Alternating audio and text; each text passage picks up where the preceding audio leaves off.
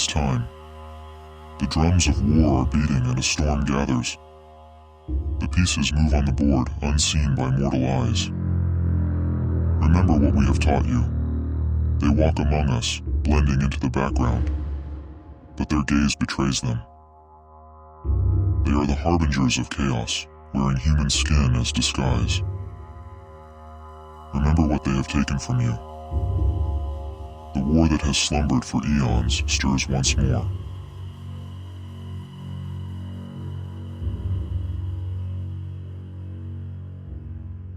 My name is Owen Baxter. I woke up on Jacob's couch, holding a lazy arm over my face as the slanted blinds did little to protect my eyes from the penetrating sunlight. The bathroom door adjacent to me was cracked open, and I heard the steady drum of water hitting the shower tiles as Jacob prepared for his day. I could not bring myself to rise just yet. My eyes wandered around Jacob's apartment, eyeing some of the modern art on his walls that I had not seen when I arrived late last night. Among some of the more abstract paintings was an artist's depiction of the DC metro system. The colorful swaths of paint representing each of the metro lines seemed extremely detailed and accurate. My gaze drifted to a framed photo on the end table, Jacob and Megan grinning on some sort of tropical vacation. Their heads were tilted slightly downward, eyes squinting as they tried to deal with the sun the same way I was on the couch. Their matching dark hair shimmered nearly identically in the bright rays, giving them more of a sibling-like appearance than that of romantic partners. It was impossible not to notice the small family that was well visible in the background of the photo. Some of them looked directly into the camera, seeming none too pleased to be a part of the shot. I found myself wondering why they had picked this particular image to display, given that the family occupied such a significant portion of the frame. I tried to recall where Jacob had said this particular vacation was. Bermuda? Hawaii? It had been several years since he'd mentioned it to me. But then again, I was certain no one else had shared stories of their island getaways with me since. This made me think on what else I may have let slip through the cracks of my memory. 3 years was a long time, and my absence on any form of social media meant that I was relying purely on the memory of our previous conversations, and even those I recalled only as brief talks where Jacob called me out of guilt, often asking how my treatments were going. When I made the call to Jacob a couple of days ago, asking for a place to stay for the week, I knew I had caught him off guard. I had explained to him that I needed to get some tests done at the hospital. After assuring him that I was going to be okay, he had asked about my job at the docks. I lacked the courage to admit that I'd had 3 different forms of employment since then. But being in Jacob's place and witnessing the tangible evidence of his success reaffirmed my decision to not mention it. I finally rose from the couch and ventured the small distance from Jacob's living room to his kitchen. The tiny pane above the sink offered a glimpse of DuPont Circle, already alive with commuters rushing to their workplaces. I dragged a chair out from the table. Its overly elegant design made it difficult to grasp. As I took a seat, Jacob emerged from his room, wearing his work attire, save for his dress shirt and jacket. He greeted me warmly while slipping into his button-down. "Hey, morning man, you got everything you need for today? You need a ride to the hospital?" I stuttered for a second and looked down, almost forgetting the reason I gave him for needing a place to stay. No, I think I'm just gonna get an Uber. Thank you, though." Jacob studied my face for a moment before grabbing his tie and wrapping it around his collar. "Look, I don't think I'll be back until around 7:30, but we are still on to go out with Megan tonight. She's excited to meet you, but until then, feel free to eat or drink anything that's in there."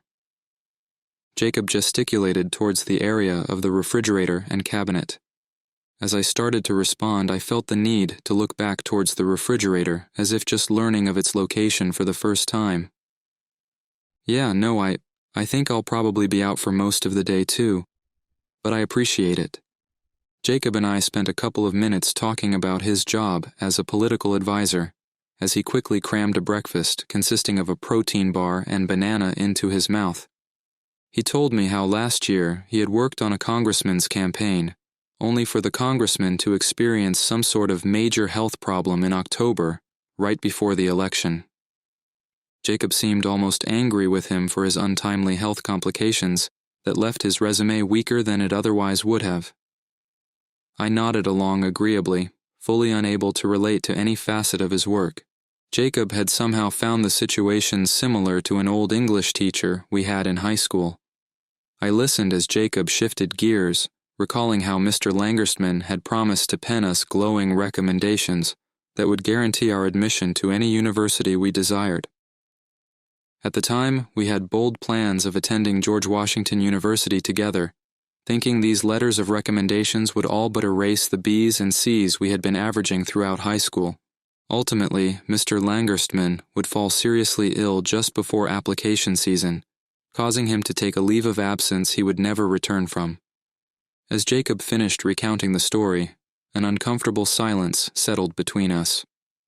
I sensed there was something more he wanted to say, his eyes searching the floor as if it held a cue. I deflected, making some joke about Mr. Langersman's weight and how we probably should have saw it coming. Jacob laughed, looking relieved before picking up his bag and making for the door. Jacob offered me a ride once more, which I politely declined.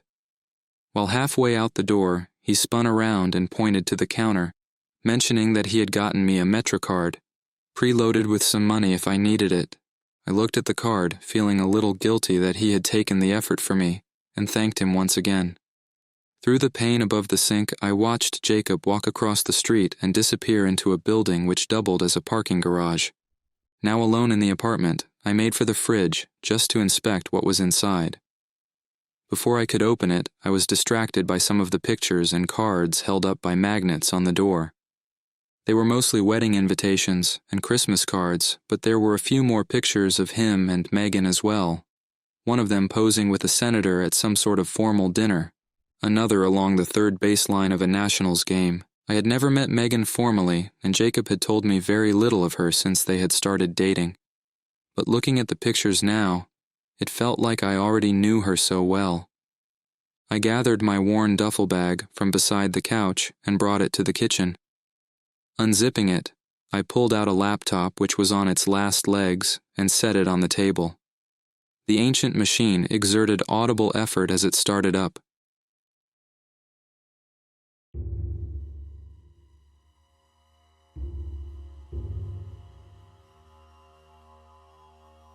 You stand at the precipice of revelation, teetering on the edge of a truth long buried. Tonight we will make contact. I possess your instruction, and those that lurk in the shadows of your consciousness will tremble at your approach. Remember, appearances deceive.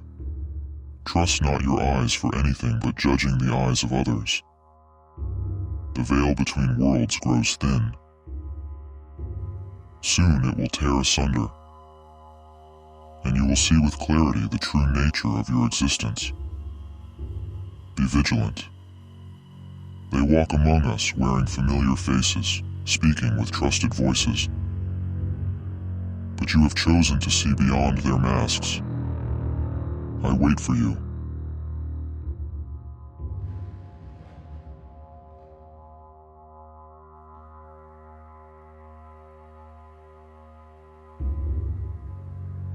The smell of the underground DuPont Circle metro station was recognizable, though still unpleasant. I had become restless in Jacob's apartment after just a few hours. Equipped only with the meager funds I was able to raise from pawning my possessions and the metro pass Jacob had provided, I embarked on a journey to partake in one of the city's few free activities, the zoo. I stared at the intricate web of colored lines crisscrossing the metro map that displayed on a pillar between the tracks. I had to try to decipher it in 20-second intervals before the screen would switch to some ad for shampoo. After mustering some courage, I approached a hurried commuter for directions. The man barely looked up at me as he continued to walk by. His dismissive suggestion to download some app that would tell me what train I needed left me in no better position. I glanced down at my incapable flip phone as one pulled into the tunnel. A family of 4 caught my eye as they bustled onto the train, their excited chatter and map-clutching hands easily marking them as tourists. The father herded his 2 children with difficulty through the doors while the mother juggled a bulky backpack. our final destinations being the same seemed likely. Following their lead, I slipped into the car and found a seat near the small screen on the wall, displaying the upcoming stops. My eyes scanned the list, and I felt a twitch of embarrassment as they landed on Woodley Park Zoo, just a single stop away. The relative emptiness of both the zoo's visitors and animals struck me as strange. I wandered past enclosures with habitats where life stood eerily still. I stopped at exhibit after exhibit to search for any sign of movement, only to be disappointed with a lack of anything at all. Even the gift shops, the ones where I would beg my parents for some sort of overpriced souvenir as a kid, seemed to be closed. After some aimless walking, I found myself on a winding path marked as the African Trail. This direction included more seemingly empty exhibits that did not deliver on their promised exotic beasts. I scrutinized every enclosure, attempting to discern whether the animals were merely concealing themselves or if they had been completely removed.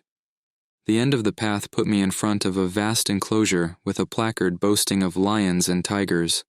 Next to me, a small boy stood on his toes, straining to see over the barrier.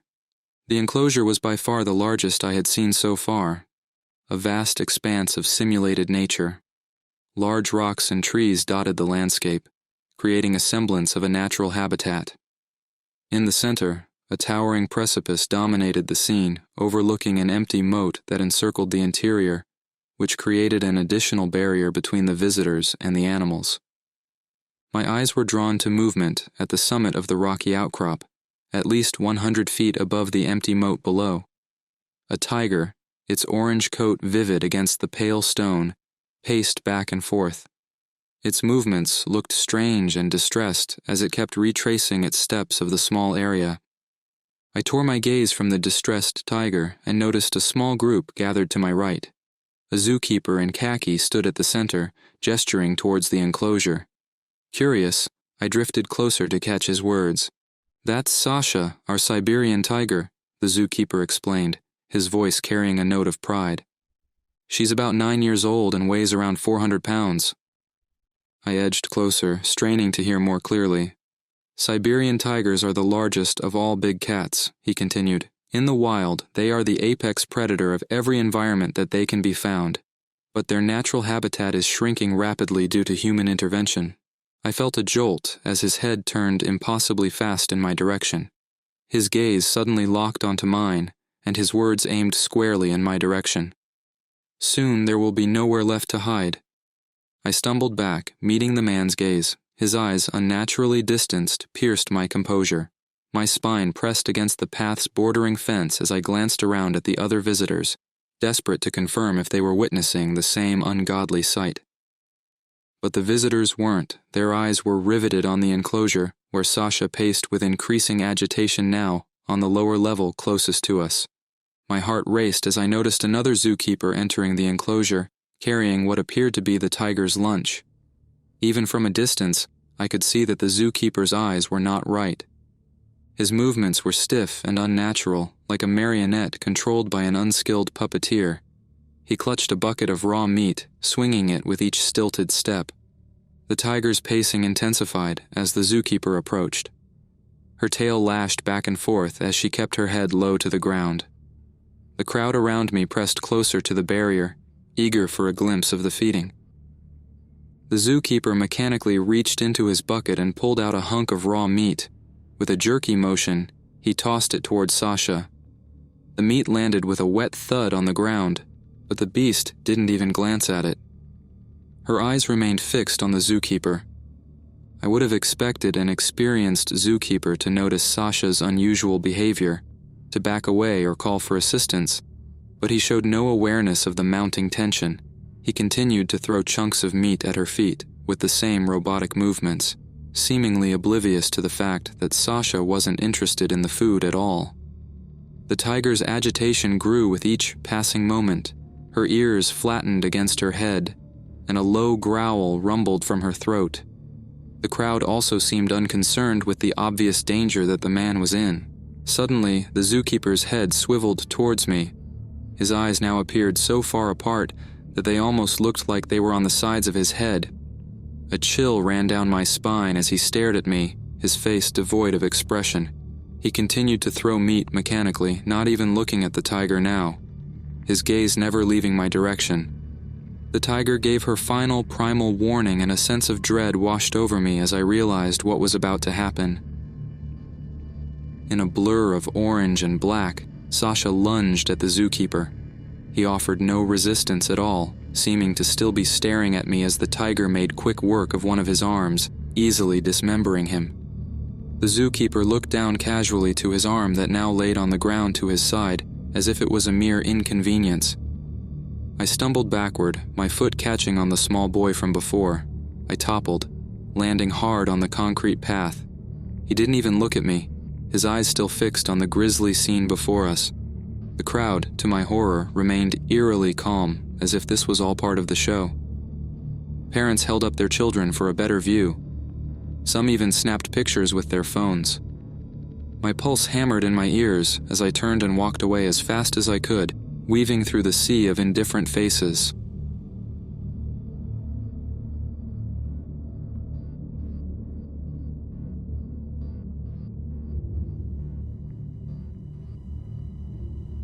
The wolf now stalks in daylight, shedding its sheep's clothing. You have seen the enemy unmasked in its grotesque glory. They grow bolder, no longer content to lurk in shadows. It strides now with a confidence born of countless unseen victories. They grow more audacious with every passing moment, secure in the knowledge that the masses walk blind, shielded by their own belief. But you have chosen to witness. You will receive your instructions tonight.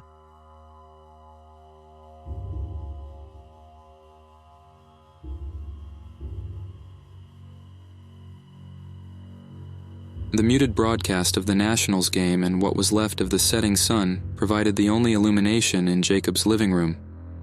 I was on the couch, sipping what was now my third beer, finally calming some of my nerves when Jacob emerged from his bedroom. "So how did things go at the hospital today?" he asked. His tone was casual, but laced with genuine concern. "It was fine," I said, shrugging my shoulders and leaning forward while still looking at the television.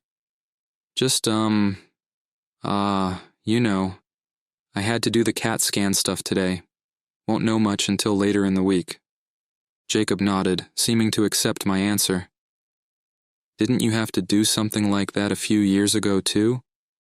Are you still seeing Dr. Magdalene?" I grimaced, forgetting that I had told him that. I mumbled something vague about medical procedures changing over time and needing periodic updates, and a confirmation I was still seeing Dr. Magdalene. Jacob's eyes lingered on me for a moment, but he couldn't find the words to challenge my answer. He turned back into his room for a moment while I stared blankly at the TV. I watched as the Nationals' starting lineup flashed across the screen, displaying each player's dismal batting average. I looked over to the end table and raised my voice a bit so that Jacob would hear me from his room. "Where's this picture from?" Jacob popped out of his room, claiming to have not heard me. I repeated my question. "Barbados," he said as he returned to his room as I stared at the picture again. Something wasn't right.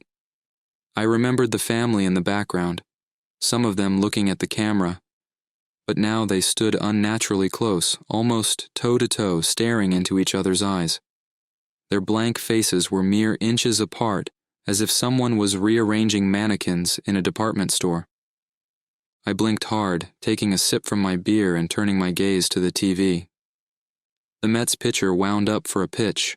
My eyes darted back to the photo, half expecting it to have changed again. The family remained frozen in their pose, oblivious to Jacob and Megan's beaming faces in the foreground. "Do they ever give you this stuff?"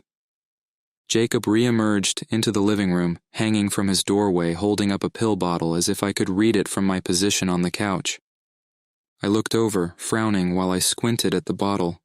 "What is that?" Jacob spun the bottle in his hand, reading straight from the label.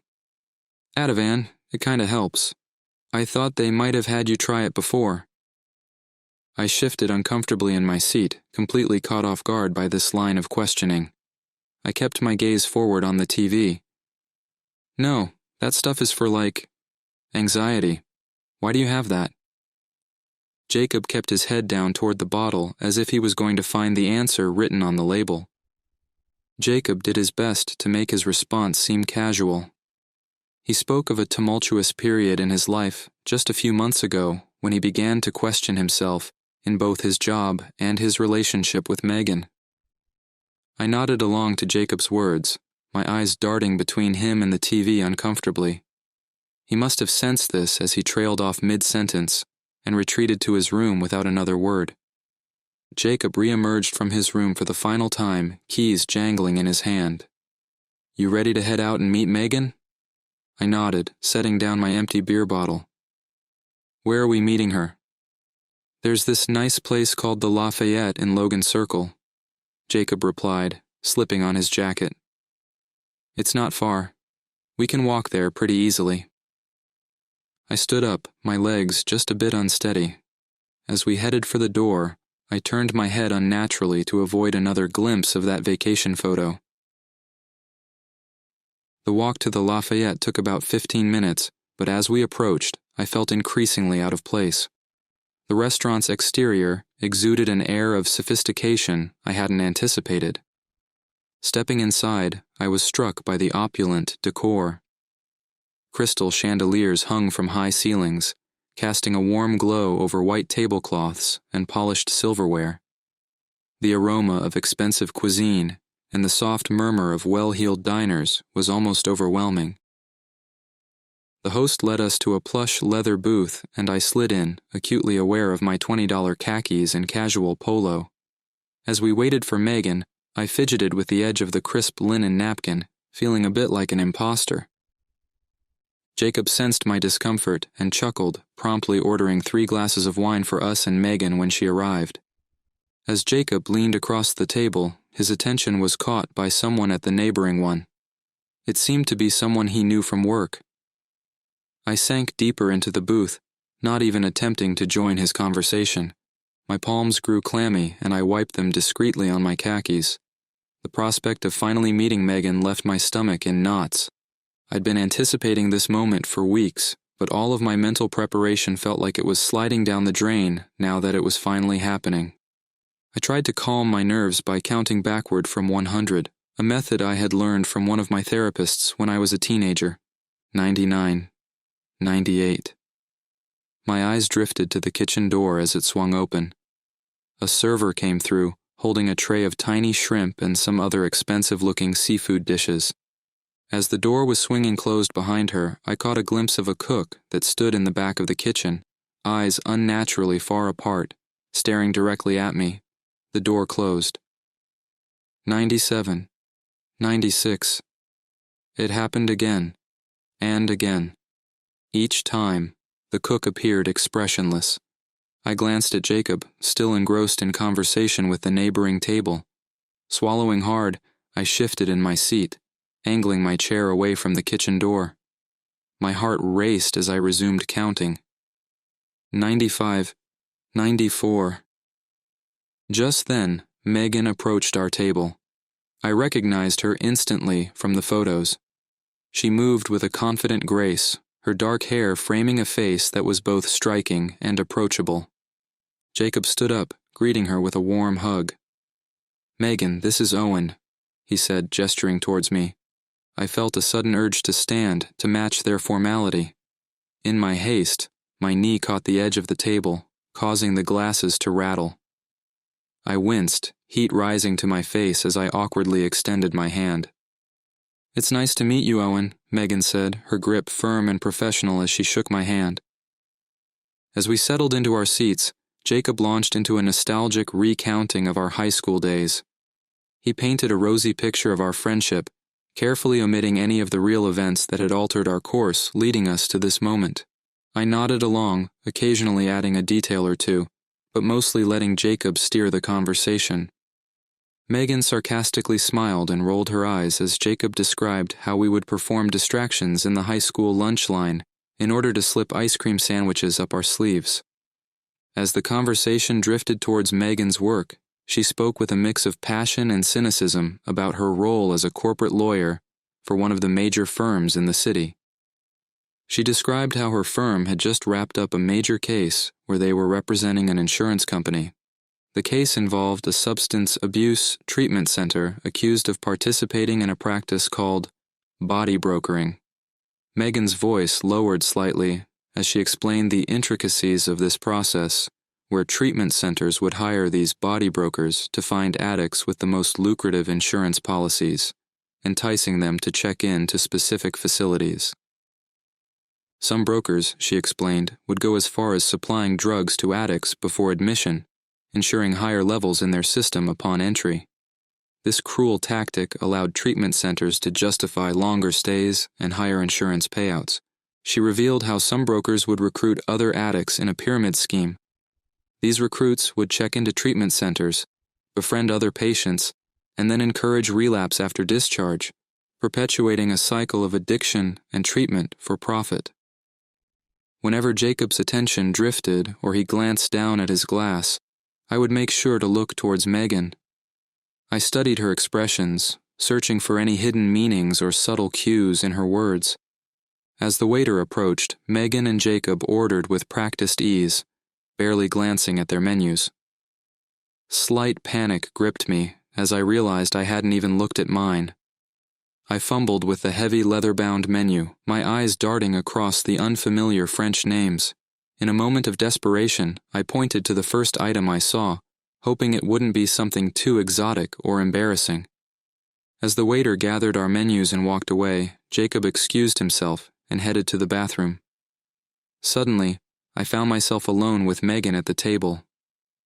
The crystal chandelier above us casted fractured light across the tablecloth as I opened my mouth, desperate to ask about her last message. But the words stuck in my throat, refusing to form. Megan's voice cut through the silence. "Owen, I'm sorry for what you had to go through back in high school." Her words hit me like a physical blow. I blinked, caught off guard by the sudden shift in conversation. My mind raced, trying to process her statement and its implications. Why would she bring this up right now? Why was she still talking like this when Jacob wasn't here? "Jacob told me about what happened," she continued, her voice softening. "He feels terrible for leaving for California when he did. So quickly after it happened and all." I stared at her, my chest tightening. I couldn't mask the confusion on my face. Megan's eyes held a mix of sympathy and curiosity, waiting for me to speak. I leaned forward, my eyes darting around our surroundings. Lowering my voice, I whispered to Megan, "What are my instructions?" Megan's brow creased, confusion clouding her features. She hesitated, then asked, "What?" My heart raced. My fingers nervously tapped an empty plate in front of me. I looked away slightly as I asked, "What am I supposed to do next?" The ambient chatter of the restaurant seemed to fade away, leaving only the sound of my own shallow breathing. Megan's eyes widened slightly, a flicker of concern crossing her face. "Owen, I don't know what you're talking about." I slumped back in my chair, mind reeling. Why was she pretending not to know? Was this part of the test? I studied her face, searching for any sign of recognition. "I saw one," I murmured, leaning in again. "In the kitchen." I tilted my head subtly towards the swinging doors. Megan turned, following my gaze slowly to the kitchen entrance. When she faced me again, her expression was a mixture of confusion and growing unease. "Owen, what exactly did you see?" she asked, her voice careful and measured. I stared at Megan, waiting for her to break character. My eyes darted around the restaurant, suddenly aware of how exposed I was. I leaned in again. "They were at the zoo too, I saw—" I quickly cut myself off when I saw Jacob making his way back to our table. I straightened up abruptly, nearly knocking over my water glass in the process. "So what did I miss?" Jacob asked, sliding back into his seat with a grin. I forced a smile, my hands trembling slightly under the table. "Oh, nothing much. Just talking about work stuff." Megan's gaze shifted between Jacob and me. She opened her mouth as if to speak, then seemed to think better of it. Instead, she took a long sip of her wine, while staring down at the table. For several minutes, I sat in silence, my eyes fixed on the empty appetizer plate in front of me. The conversation between Jacob and Megan faded into a distant hum as I replayed my exchange with Megan over and over in my mind.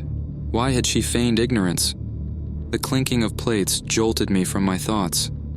I looked up, realizing our waiter had arrived with our meals. The waiter set Jacob's plate down with a practiced elegance, then Megan's. I waited for mine, but he hesitated. I glanced up, my gaze catching his. He had the same eyes of the cook. Panic surged through me. I scrambled backwards, my chair scraping loudly against the floor. My legs tangled beneath me as I stumbled to my feet, nearly losing my balance. Everyone in the restaurant looked towards me as Jacob called out my name, but his voice seemed distant and muffled. Megan half rose from her seat, reaching out as if to steady me. I backed away defensively, my heart pounding in my chest.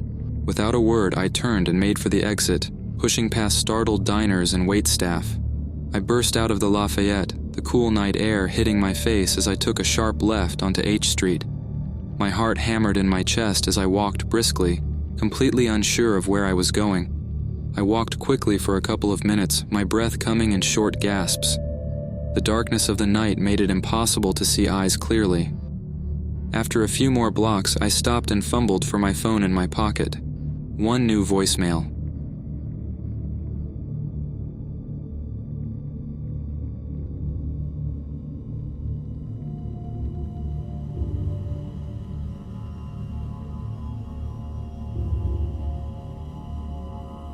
Listen carefully. It was not safe to speak. The walls have ears, and the streets have eyes. It is far worse than we imagined. They're everywhere. Watching. Waiting. You can't trust anyone, not even those closest to you. Jacob, he is not who you think, but you must return tonight. It is crucial for what comes next. He can still be saved, in the way your parents could not.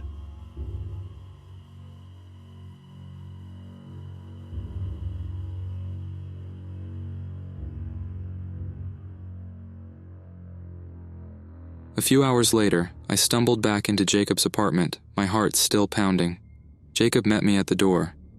I silently met his eyes before walking past him into the living room.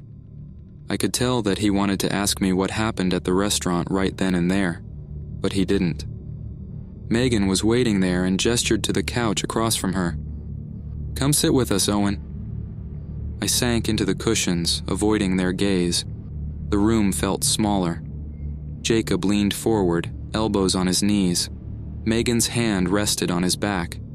The tick of the wall clock filled the room. I studied Jacob and Megan's faces, unwilling to be the first to speak. I sensed Jacob's expression held a hint of disappointment. Megan, on the other hand, remained unreadable. Her features were composed. "Owen," Megan leaned forward, her voice soft but firm. "What did you mean earlier, at the restaurant? You asked me about your instructions?" I mumbled, turning away from their scrutiny. My gaze drifted to the window behind me, searching the darkened glass. This time Jacob leaned forward, his voice sharp. "Owen, is this about California, when I left after high school?" I blinked. Jacob did not even wait for me to respond. "Look, I'm sorry, all right, but I couldn't let what happened to your parents dictate my life. I had to move on." Megan's hand reached out, gripping Jacob's arm. Her face grimaced slightly and lips tightened into a thin line as silent plea for him to stop. I listened, my face impassive. The words washed over me, barely registering. California, high school. It all felt so distant, so unimportant. Jacob's expression softened, his voice dropping to a near whisper. "Owen, I remember that day like it was yesterday. When I heard about your parents, I cut Jacob off. In your last message, you said he could still be saved." I nodded my head towards Jacob while looking at Megan. "Can he?" I cut in, my eyes fixed on her face. Megan looked at me bewildered. "Owen, what are you talking about?" Jacob's head snapped towards Megan, his eyes wide. "Wait, you've been messaging Owen?" "No, I haven't," Megan quickly insisted, defensively shaking her head. I leaned back into the couch, frustration bubbling up inside me. My fingers dug into the fabric of the armrest as I watched them, their faces a mixture of concern and bewilderment. The room felt suffocating, the walls pressing in. I closed my eyes, trying to shut out their stares and the growing unease in the pit of my stomach. Megan seemed flustered. "Owen, what kind of messages are you getting?" Jacob shifted in his seat impatiently, his eyes fixed on me. He cleared his throat. "Owen, how long has it been since you last saw a doctor?"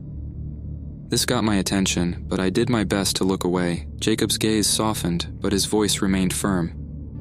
"I know there's no Dr. Maglin at Georgetown, Owen." Jacob's tone shifted again, becoming almost parental in its condescension. "Owen, you know what happens when you don't take your medication. We've been through this before." His words caused me to close my eyes and audibly exhale. I responded, "Something is happening. You need to trust me." My voice cracked slightly with desperation seeping through. I searched Megan's face intently, waiting for the mask to slip, for some flicker of recognition that would reveal her true nature beneath the facade of concern. A heavy silence fell over the room. Jacob and Megan exchanged a long look, some unspoken understanding passing between them. I watched as their expressions changed, concern morphing into something else, resignation, perhaps.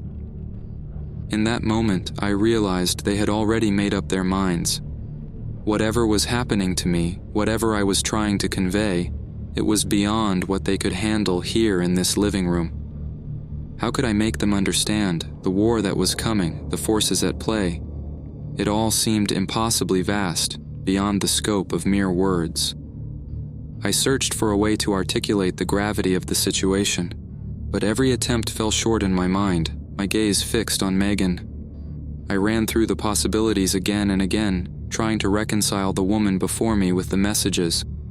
Only doubt and uncertainty warred within me. A sense of urgency gripped me. I had to try to save them, to make them see before it was too late. The futility of explaining it all crashed over me like a wave. They'd never believe me, not with words alone. "I need to show you something," I said, my voice steadier than I felt. "We should go for a walk." Jacob and Megan exchanged a nervous look with raised eyebrows. I could see the speculation in their eyes, the silent debate over whether to humor me or not. My heart pounded as I waited for their response. Finally, Megan nodded. "All right, Owen." "Sure," Jacob added, though his tone was hesitant. "Let us grab our jackets and shoes." As they stepped away to prepare, I let out a breath I didn't realize I'd been holding. I turned to gaze out the window at the darkened street, the glass slightly reflecting a ghostly version of myself. I was certain I'd be able to find one of them out there. Once Jacob and Megan saw for themselves, they'd have to believe me. I stood up from the couch, my legs unsteady beneath me. As I turned, my eyes caught the photo on the end table again. Megan and Jacob were posed differently now, their smiles wider, almost forced. Behind them stood the family. Their grins were manic and eyes wild with a fervor that sent chills down my spine. In the older woman's hand glinted a short sword, its blade catching the sunlight. I blinked hard, trying to clear my vision, but the image remained, taunting me with its devious change. I jerked away from the photo as Megan entered the room, her sudden appearance making me flinch. "Where's this picture from?" I asked, demandingly pointing at the unsettling image. Megan glanced at it impassively, but didn't seem to acknowledge my question.